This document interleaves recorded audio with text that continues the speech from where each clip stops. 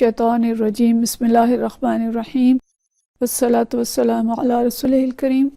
بخاری شریف باب الاذان کتاب الاذان جاری ہے، اور آج جو عنوان ہم پڑھیں گے اس باب کا عنوان ہے فضل التعظیم، اذان کہنے کی فضیلت کے بارے میں، یعنی اذان کا ثواب کتنا ہے، اور آگے ہم پڑھیں گے کہ مؤذن کے لیے اجر کتنا ہے۔ آج کی حدیث ہے 583، اور یہ حدیث جو حضرت ابو ہریرہ رضی اللہ تعالیٰ عنہ سے روایت ہے۔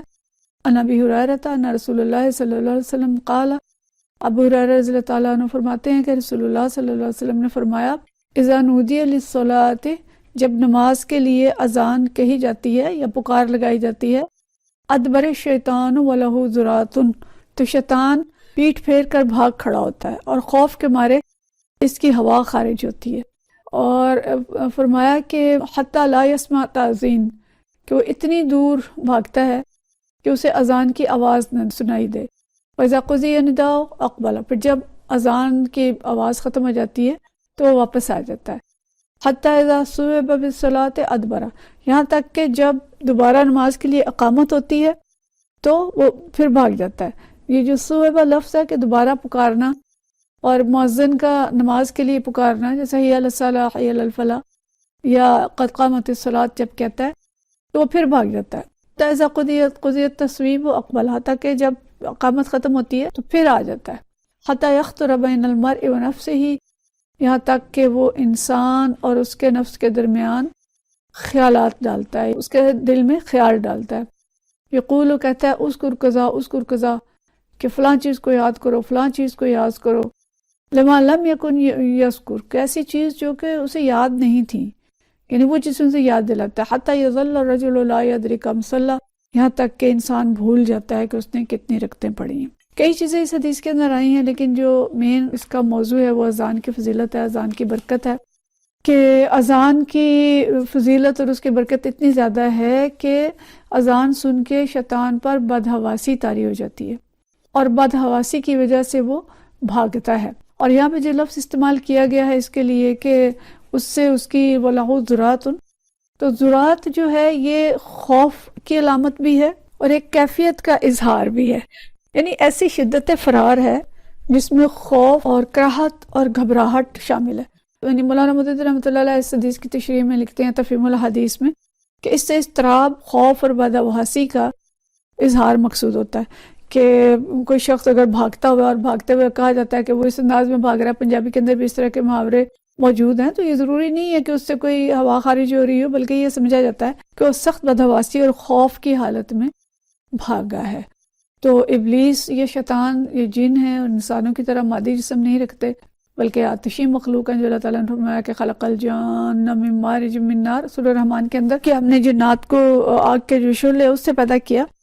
تو جنات کی اس طرح کا جسم نہیں ہوتا جیسا کہ انسانوں کا جسم ہے۔ تو بہرحال یہ ایک اصطلاح کے طور پہ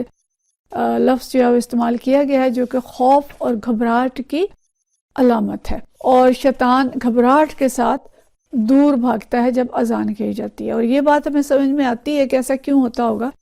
کہ اذان کے الفاظ اتنے زبردست ہیں کہ اللہ اکبر، اللہ کی بڑائی کا اعلان ہے، اور اللہ کے ساتھ نبی کریم صلی اللہ علیہ وسلم کی رسالت کی شہادت ہے، اور پھر لوگوں کو نماز اور فلاح کی طرف بلایا جاتا ہے، اور اسی چیز سے اس کو تکلیف ہوتی ہے۔ وہ تو کہتا تھا کہ میں ان سب کو دوزخ میں بھجوا کے رہوں گا، اور مؤذن آواز لگاتا ہے کہ نہیں، تم نماز کی طرف آؤ، اور نماز پڑھو گے تو تم فلاح پاؤ گے، تم کامیاب ہو جاؤ گے،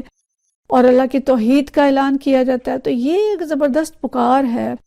جو ہر روز 5 دفعہ دن میں ہمیں یاد دلاتی ہے کہ زمین میں جتنے بڑے خدائی کے دعوے دار نظر آتے ہیں سب جھوٹے ہیں، اور زمین و آسمان میں ایک ہی ہستی ہے جس کے لیے بڑائی ہے، اور وہی عبادت کے لائق ہے۔ آؤ اس کی عبادت کرو، اور اسی عبادت میں تمہارے لیے دنیا و آخرت کی بھلائی ہے۔ تو ظاہر ہے کون ہوگا جو اس آواز کو سن کے ہل نہیں جائے گا، اور ممکن نہیں ہے کہ کسی کے دل میں ایمان ہو اور وہ اتنی بڑی گواہی اور ایسی زبردست پکار سن کے اپنی جگہ بیٹھا رہے اور اپنے مالک کے آگے سر جھکانے کے لیے دوڑ نہ پڑے۔ مولانا مودودی رحمۃ اللہ علیہ اس کو خطبات کے اندر اذان کے باب میں یہ لکھتے ہیں۔ لیکن یہ بدنصیبی ہے ہماری کہ آج کل ہم نماز اذانوں کے بھی اتنے عادی ہو گئے ہیں کہ اذان سنتے ہیں اور تھوڑی دیر کے لیے ہمارے پر ایک کیفیت طاری ہوتی ہے، اور اس کے بعد وہ کیفیت جو ہے وہ ختم ہو جاتی ہے۔ اور اکثریت اس وقت لوگوں کی ایسی ہے جو اذان کی آواز سن کے اپنی جگہ بیٹھے رہتے ہیں اور ٹیسٹ سے مست نہیں ہوتے۔ لیکن یہاں یہ بتایا گیا ہے کہ شیطان گھبرا جاتا ہے اذان کی آواز سن کے، اور اس قدر گھبراتا ہے کہ اس کے اوپر بدحواسی کی کیفیت طاری ہو جاتی ہے اور وہ پیٹھ پھیر کے بھاگتا ہے۔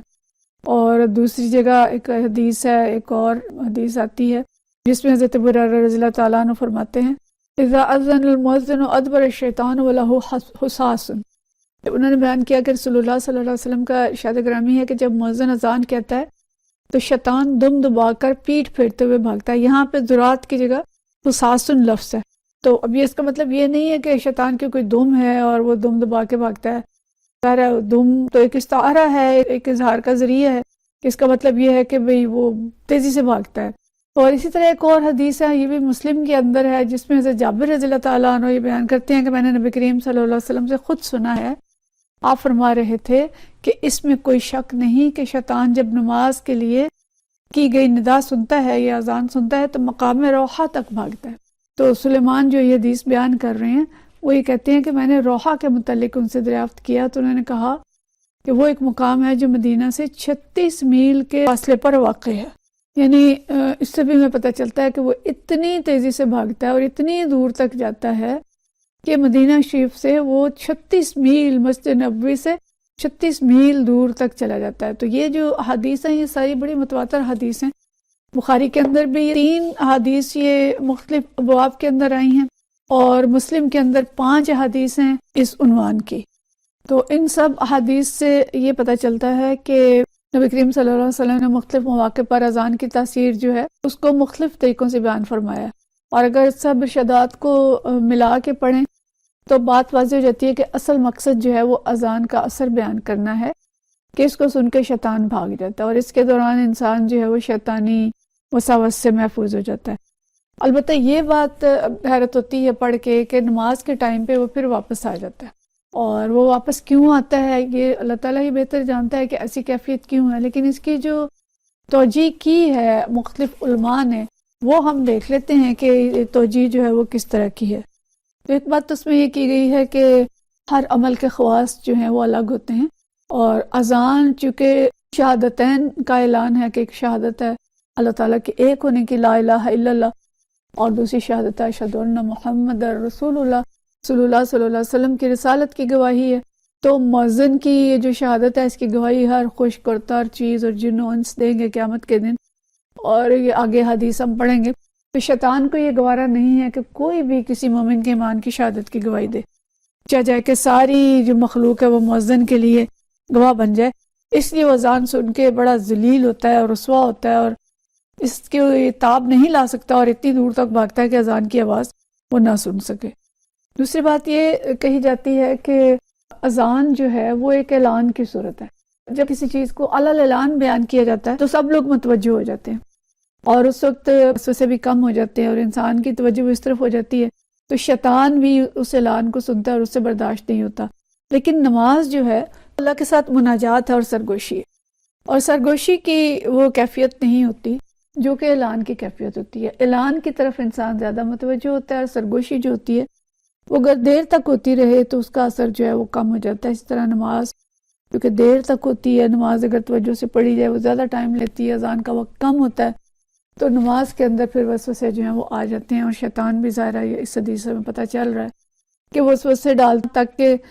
کوئی بات جو انسان بھول چکا ہوتا ہے اس کو وہ بھی یاد کرا دیتا ہے۔ اور اسی میں امام ابو حنیفہ رحمۃ اللہ علیہ کے دور کا واقعہ ہے کہ کوئی شخص جو تھا وہ اپنا خزانہ بھول گیا، اسے بالکل یاد نہیں آ رہا تھا کہ میں نے کہاں دفن کیا ہے،